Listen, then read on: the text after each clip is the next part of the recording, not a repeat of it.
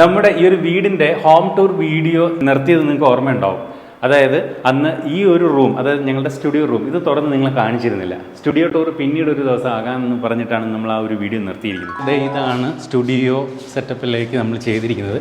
പക്ഷേ ഈ studio setup നമ്മളിപ്പോൾ കാണിക്കുന്നില്ല. വേറൊരു സ്റ്റുഡിയോ ടൂർ വീഡിയോ വേറെ ചെയ്യാം. ഇന്ന് നമ്മൾ ചെയ്യുന്നത് തന്നെയാണ് ഈ റൂമിലെ, അതായത് ഈ സ്റ്റുഡിയോ റൂമിലെ കാഴ്ചകൾ. എന്തൊക്കെ എക്യുപ്മെൻറ്റ്സ് ഉപയോഗിച്ചിട്ടാണ് നിങ്ങൾക്ക് വേണ്ടി വീഡിയോ ഷൂട്ട് ചെയ്യുന്നത്, ആ പ്രോഡക്റ്റുകളുടെ പ്രൈസിങ്ങും എത്രയൊക്കെയാണ്, അതായത് ഈ ഒരു സ്റ്റുഡിയോയ്ക്ക് മൊത്തത്തിൽ എത്ര രൂപ ചിലവായി. അപ്പോൾ നമുക്ക് നമ്മുടെ സ്റ്റുഡിയോയിലെ വിശേഷങ്ങൾ ഓരോന്നായിട്ട് കാണാം. ബാ.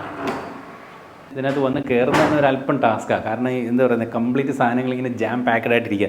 ഇതിൻ്റെ ഇടയിൽ കൂടെയൊക്കെ ഇങ്ങനെ ഞൂന്ന് വേണം പോകാൻ.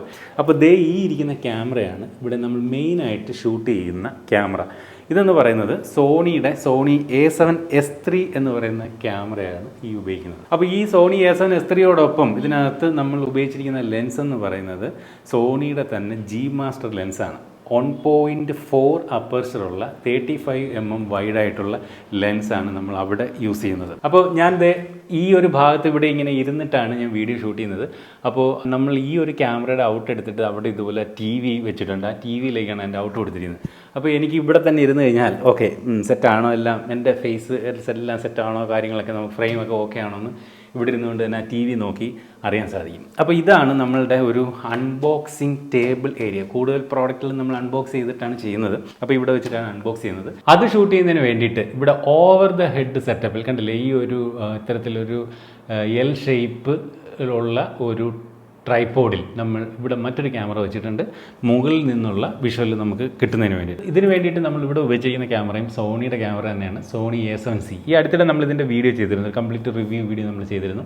വളരെ കോമ്പാക്റ്റ് ആയിട്ടുള്ള ക്യാമറയാണ്. അപ്പോൾ ഇതിനോടൊപ്പം ഈ മുകളിൽ നിന്നുള്ള വ്യൂവിന് വേണ്ടിയിട്ട് നമ്മൾ ഉപയോഗിച്ചിരിക്കുന്ന ലെൻസ് എന്ന് പറയുന്നത് 50mm 1.8 അപ്പർച്ചർ ലെൻസാണ്. പ്രധാനപ്പെട്ട ഈ രണ്ട് ക്യാമറകളും സോണിയുടെ തന്നെയാണ്, സോണി A7S3, സോണി A7C.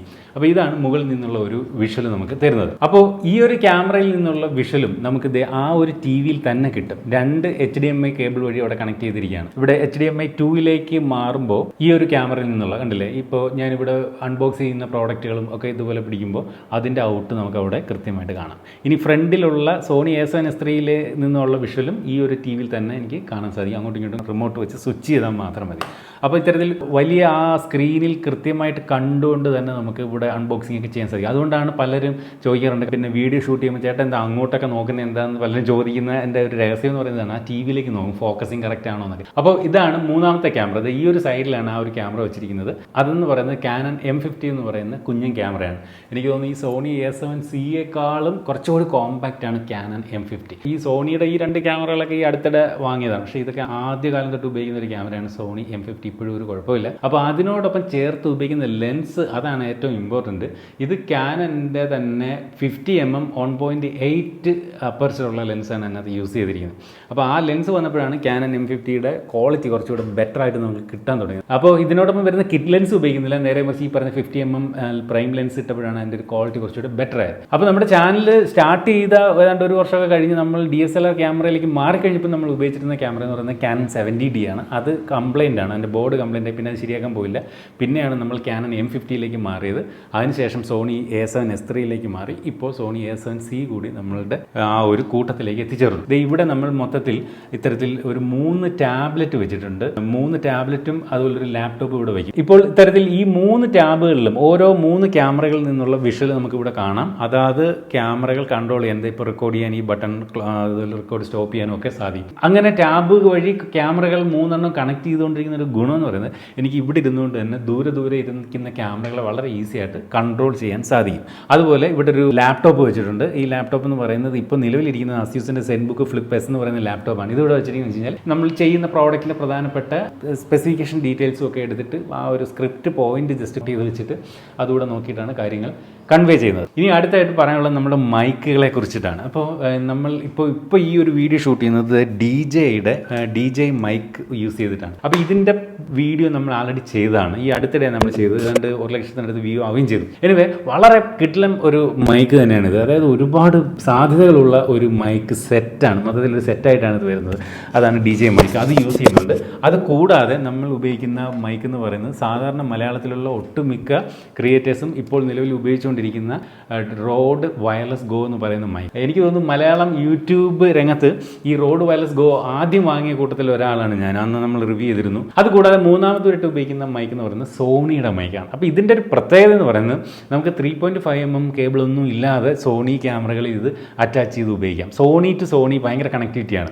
പക്ഷേ ഇതിൻ്റെ ഒരു കുറവ് കൂടിയുണ്ട്. ഇതിപ്പോൾ നമ്മൾ അധികം ഉപയോഗിക്കുന്നില്ല. കാരണം ഇത് ചാർജ് ചെയ്യാനായിട്ട് മൈക്രോ USB കേബിളാണ്, ടൈപ്പ് സി അല്ല. അത് ഇപ്പോൾ വരുന്ന ഫോണുകളോടൊപ്പം എല്ലാം ടൈപ്പ് സി കേബിളാണ്. മൈക്രോ USB അത് ഇല്ലാത്തതുകൊണ്ട് തന്നെ നമുക്കിപ്പോൾ അധികം ഇത് അങ്ങനെ യൂസ് ചെയ്യുന്നില്ല, വല്ലപ്പോഴും മാത്രമാണ് യൂസ് ചെയ്യുന്നത്. ക്വാളിറ്റി വൈസ് ഒക്കെ അടിപൊളി മൈക്കാണ്. അപ്പോൾ ഈ 3 മൈക്കുകളാണ് നിലവിൽ നമ്മൾ ഉപയോഗിക്കുന്നത്. 3 പോയിന്റ് ലൈറ്റിംഗ് സിസ്റ്റം അതാണ് നമ്മളിവിടെ കൊണ്ടുവരാൻ ഉദ്ദേശിച്ചിരിക്കുന്നത്. അതായത് എൻ്റെ ഫേസിന് ഇപ്പം ഞാൻ നേരെ ഇരുന്ന് വീഡിയോ ചെയ്യുമ്പം എൻ്റെ ഫേസിന് ഒരു 45 ഡിഗ്രി സൈഡിലായിട്ട് നമ്മളിവിടെ വലിയ ഈ ഒരു ഗൊഡോക്സിൻ്റെ ലൈറ്റ് വെച്ചിരിക്കുന്നു. അതുപോലെ ഇവിടുത്തെ അപ്പോൾ ഈ സൈഡ് ഇരുട്ടായിരിക്കും അല്ലേ, ലെഫ്റ്റ് സൈഡ്. ആ ഒരു ഇരുട്ട് മാറ്റുന്നതിന് വേണ്ടിയിട്ട് ആ ഭാഗത്തായിട്ട് ഒരു അഡീഷണൽ ലൈറ്റ് കൂടി വെച്ചിട്ടുണ്ട്. അവിടെ നിന്നുള്ള വെട്ടമാണ് എന്നെ ഈ സൈഡ് ജസ്റ്റ് ഇലിമിനേറ്റ് ചെയ്യുന്നത്. അപ്പോൾ ഇവിടെ ആയിരിക്കും ബ്രൈറ്റ്നസ് കൂടുതൽ, അവിടെ ബ്രൈറ്റ്നസ് കുറവെന്ന രീതിയിലാണ്. പിന്നെ എൻ്റെ ഹെയർ ലൈൻ, അതായത് മുടിയുടെ ഈ മുകൾ ഭാഗമൊക്കെ ചെറിയൊരു ബ്ലൂ കളർ കൊടുക്കാനായിട്ടാണ് ആ കോർണറിലായിട്ട് നമ്മൾ അത്തരത്തിലൊരു ബ്ലൂ ലൈറ്റ് വെച്ചിരിക്കുന്നത്. അതുകൂടാതെ ബാക്ക് ഡ്രോപ്പ് ഇലിമിനേറ്റ് ചെയ്യാനാണ് സിംപെക്സിൻ്റെ 2 കളർ ലൈറ്റുകളും നമ്മളിവിടെ പ്ലേസ് ചെയ്യുന്നത്. അപ്പോൾ ഒരു ബാക്ക് ഡ്രോപ്പ് സാധാരണ നമുക്ക് ഈ ബാക്ക് ഡ്രോപ്പ് നമ്മൾ ഓഫ് ചെയ്ത് കഴിഞ്ഞാൽ ഒട്ടും ഭംഗിയില്ല. ഒരു വൈറ്റ് കളർ അടിച്ചിരിക്കുന്ന വോളാണ്. അവിടത്തേക്ക് നമ്മൾ ഈ 2 കളറ് കൊടുക്കുമ്പോഴാണ് കുറച്ചുകൂടി ഒരു ഭംഗി, ഇത്തിരിയെങ്കിലും ഒരു ഭംഗി കിട്ടുന്നത്. അപ്പോൾ ഇങ്ങനെയാണ് നമ്മൾ ഈ ഒരു ബാക്ക് ഡ്രോപ്പൊക്കെ സെറ്റ് ചെയ്തിരിക്കുന്നത്. ഈ സ്റ്റുഡിയോയിലെ ലൈറ്റുകളും ഈവൻ AC-യും കാര്യങ്ങളെല്ലാം നമ്മൾ സ്മാർട്ടാക്കിയിരിക്കുകയാണ്. അതായത് എല്ലാം വോയിസ് അസിസ്റ്റൻ്റ് വഴിയാണ് നമ്മൾ ഓണാക്കി ഓഫാക്കുകയും ചെയ്യുന്നത്. ഇപ്പോൾ ഉദാഹരണത്തിന് okay Google turn of studio, കണ്ടില്ലേ, ഫുൾ ഇരുട്ടായി അല്ലേ. ഇപ്പോൾ ഇവിടുത്തെ ടാബ്ലറ്റ് അതുപോലെ ഈ ലാപ്ടോപ്പ് എന്നിവയിൽ നിന്നുള്ള ലൈറ്റ് മാത്രമേ ഉള്ളൂ. ബാക്കി യഥാർത്ഥ ലൈറ്റുകൾ കംപ്ലീറ്റ് ഇപ്പം ഇവിടെ കട്ട് ഓഫ് ആയിരിക്കുകയാണ്. അത് ഈവൻ AC ഉൾപ്പെടെ ഓഫായി. അതുപോലെ തന്നെ നമുക്ക് ഓണാക്കാനും വോയിസ് അസിസ്റ്റൻ്റ് വഴി ഓണാക്കാം.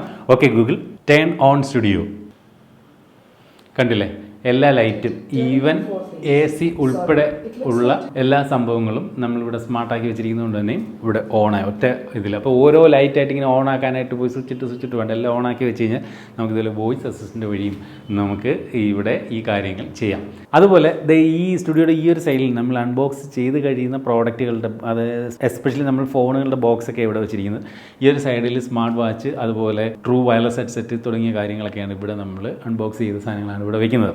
ഇനി ഇവിടെ തീരുന്നില്ല. നമ്മൾ ഔട്ട്ഡോർ വീഡിയോ ഷൂട്ട് ചെയ്യാനായിട്ട് പോകുമ്പോൾ എന്തെങ്കിലും വ്ളോഗൊക്കെ ചെയ്യുന്നതിന് ഭാഗമായിട്ട് ഒരു വ്ളോഗിങ് കിറ്റ് തന്നെയുണ്ട്. വ്ളോഗിങ്ങിന് വേണ്ടി കുറേ ക്യാമറകൾ വാങ്ങി വെച്ചിട്ടുണ്ട്. ഇതിൻ്റെ വീഡിയോ അടുത്ത വീഡിയോയിൽ നമുക്ക് കാണാം. എനിക്ക് തോന്നുന്നു മലയാളം യൂട്യൂബ് ചരിത്രമല്ല പോട്ടെ, അപ്പോൾ തന്നെ 3 പോയിൻ്റ് ആയില്ല അല്ലേ? അതല്ല 3 point. Okay Google turn of studio എന്ന് പറഞ്ഞാൽ അങ്ങനെ പറഞ്ഞാൽ പോരല്ലോ. ഓക്കെ അല്ല ഇത് കൂട്ടില്ല, ഇത് കൂട്ടില്ല. ആ ലൈറ്റ് വന്നത് കിട്ടണ്ടേ ഒന്നുകൂടെ